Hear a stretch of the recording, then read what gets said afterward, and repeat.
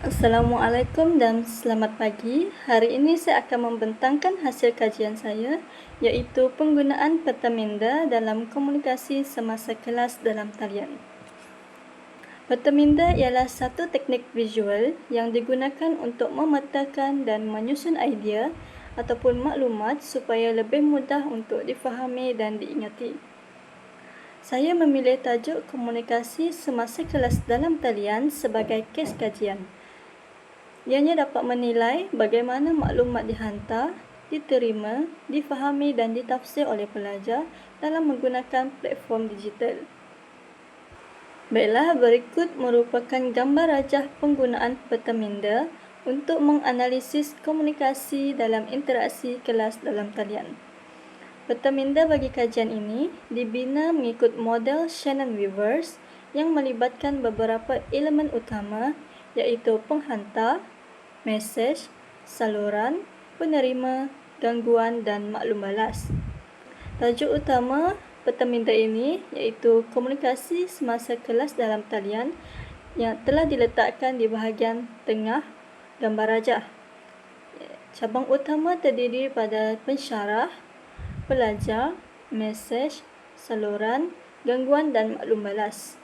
Sub-cabang bagi elemen-elemen tersebut adalah perkara yang akan dilakukan oleh cabang utama tersebut. Seterusnya ialah refleksi proses komunikasi semasa kelas dalam talian mencerminkan model komunikasi Shannon-Weavers. Bagi elemen yang pertama adalah pensyarah, iaitu menyampaikan mesej kepada pelajar melalui saluran. Mesej yang disampaikan adalah secara lisan, arahan bertulis dan menggunakan slide video. Yang kedua adalah pelajar. Pelajar mencuba untuk mentafsir dan memproses maklumat yang diterima.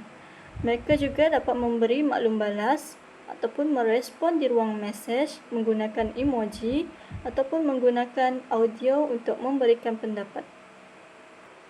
Bagi saluran pula, komunikasi kelas secara dalam talian menggunakan platform digital iaitu Google Meet, Zoom atau Webex.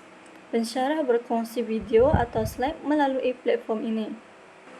Bagi gangguan pula, ianya mungkin disebabkan oleh sambungan internet yang terputus, bunyi suara latar iaitu bunyi bising dari rumah ataupun bunyi bising dari kenderaan, dan terdapat juga faktor dalaman iaitu mungkin pelajar berasa mengantuk ataupun keletihan menyebabkan pelajar tidak bersedia untuk menerima maklumat yang ingin disampaikan oleh pensyarah.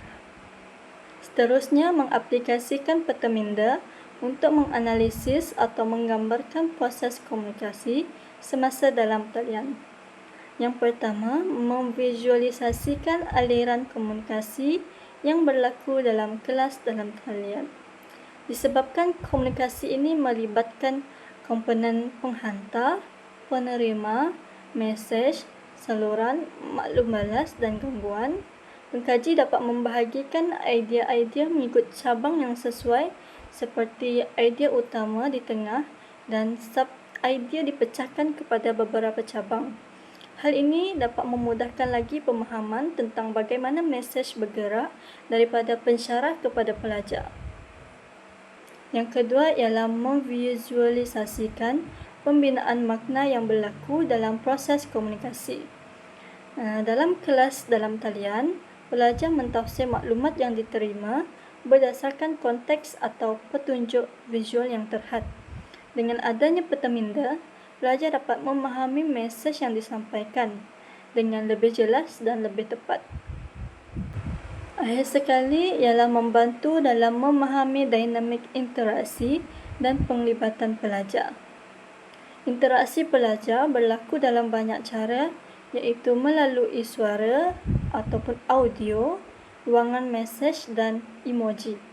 Dengan peta minda ini, pengkaji dapat melihat interaksi atau keterlibatan pelajar dalam kelas dalam talian kerana ianya dapat diketahui siapa yang pelajar yang paling aktif bertanya soalan, bila pelajar memberikan maklum balas dan bagaimana mereka menggunakan ruang mesej dengan komunikasi lisan.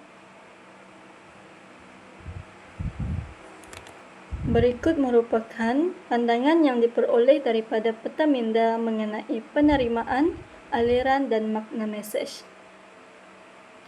Yang pertama, ianya memudahkan pelajar untuk menerima dan memahami isi pembelajaran dengan baik kerana idea yang ada disusun secara visual.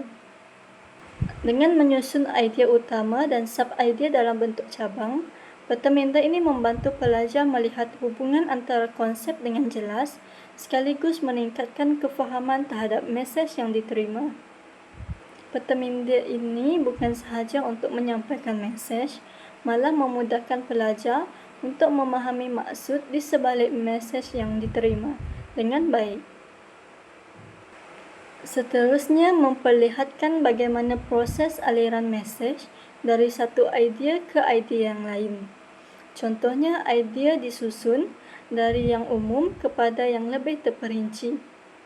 Ianya membolehkan pemikiran mereka mengalir secara logik dan sistematik. Aliran mesej yang tersusun membolehkan pelajar mengikuti perkembangan idea dan sub-idea dengan lebih jelas dan mudah difahami.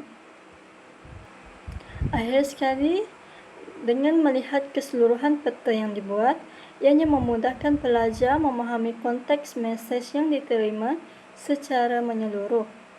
Ianya membantu memudahkan pelajar untuk memahami mesej secara mendalam, mengetahui maksud tersirat yang cuba disampaikan oleh pensyarah dan mengingati maklumat dengan lebih baik. Baiklah, seterusnya merupakan kekuatan dan kelemahan peta minda dalam analisis komunikasi semasa dalam talian. Di sini ada 2 kekuatan dan 1 kelemahan.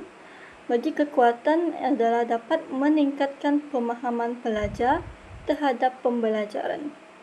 Ini kerana peta minda yang dihasilkan dalam bentuk visual yang mempunyai elemen menarik yang memudahkan pelajar untuk memahaminya dengan jelas. Kekuatan yang kedua adalah meningkatkan daya ingatan terhadap pelajaran.